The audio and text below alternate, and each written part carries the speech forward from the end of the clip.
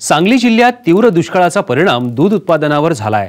चारा छावण्यांमुळे पशुधन टिकलं, मात्र दूध उत्पादनात कमालीची घट पाहायला मिळाली।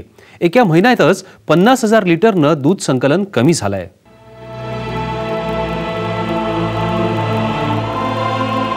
सांगली जिल्ह्यात 8 तालुक्यात 485 गावं टंचाईग्रस्त आहेत। सरकारने 54 ठिकाणी चारा छावण्या सुरू केल्या आहेत। या चारा छावण्यांमध्ये 46,000 जनावरं दाखल आहेत। छावण्यांची संख्याही कमी आहे, तसंच इथे मिळणारा चाराही पुरेसा नाही। त्यातच फक्त ऊसाचा चारा दिल्याने जनावरांच्या तोंडात जखमा होत आहेत।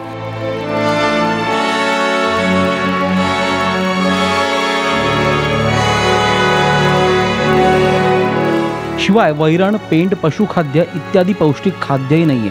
त्याचा परिणाम दुधावर होतोय। दिवसाला 15 लिटर दूध देणारी गाय फक्त 5 लिटर दूध देते।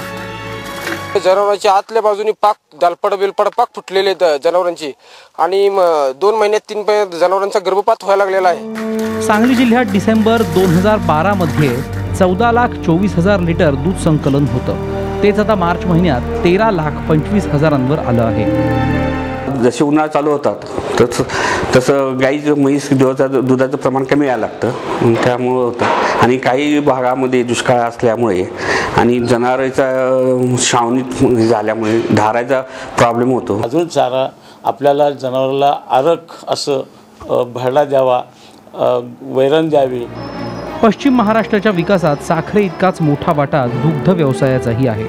मात्र दुष्काळाच्या झळा प्रामुख्याने पशुधनाला बसल्यामुळे दुग्ध व्यवसायावरच संकट आलंय। सरकारने त्या दृष्टीने मदतीचा हात देणं आता गरजेचं आहे। विजय पाटील, साम टीव्ही, सांगली।